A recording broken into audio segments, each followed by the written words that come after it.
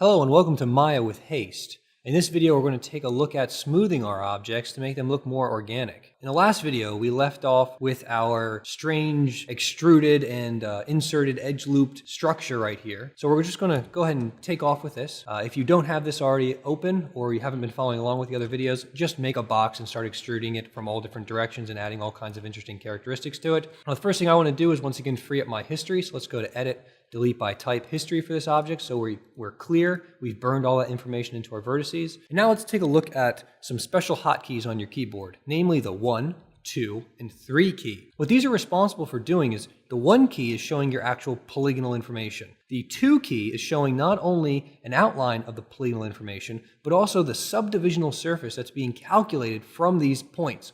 Now your vertices are basically becoming control points for a mathematical expression that is smoothing or rounding your surface. And it's completely controlled by where these vertex points are. If you hit the 3 key, it of course removes the polygonal cage from around that object and just shows you the smooth one.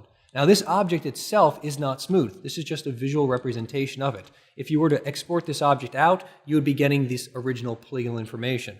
When you're working with the smooth version of this object, is that you need to add more detail to have more control over the surface. I only have these points at the top for control. So if I were to scale it up or scale it down, you'll notice that while it does impact the underlying mesh, it still looks like a rather balloon type shape. By inserting detail, by using, for instance, the Insert Edge Loop tool, check that video if you haven't already, we can make the surface approximate the polygonal shape much more closely. So in this case, we've added this edge, this additional control edge, very close to the other edge to make it flatter and less rounded. So just continue to add geometry to flatten out your shapes. So for instance, I can do the same over here on this side, and you'll notice it becomes far more harsh on that edge, much more like an edge, less rounded. Do the same over here, and we can do the same over there as well.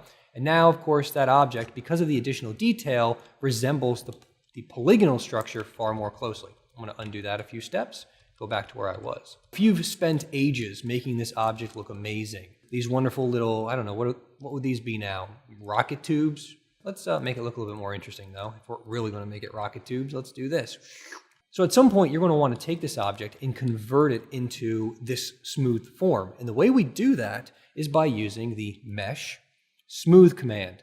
So if we click on the options box, now all this smooth option really does is takes the mesh and divides it up. And it tries to make this new divided mesh a close approximation to that smooth mathematical surface we saw when we used the 2 and 3 key.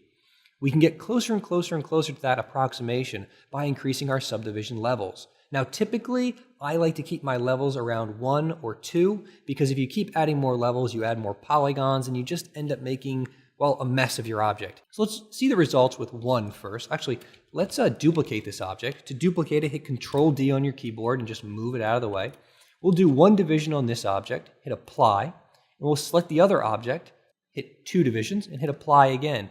And we'll notice the severe difference. So I'm going to grab both objects and hit 1, so we're looking at the polygonal versions. As we can see here, the difference between 1 and 2 is pretty substantial.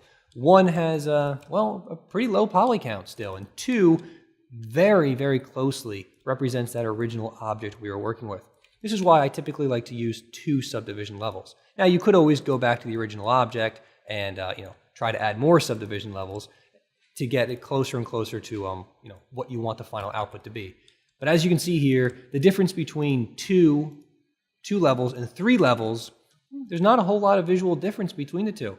All we've done is add excessive polygons to this object that are just going to reduce the performance inside of our game or whatever we happen to be making this for. So make sure you think about what you're doing when you try to smooth an object. You don't want to go crazy and overboard. Many times a setting of 1 or 2 will be perfectly fine for your object to look nice. Thanks for watching. Hope you enjoyed this. Make sure you like and subscribe if you enjoyed this content and leave comments below to let me know what other topics you'd like me to cover in Maya with Haste. Thanks.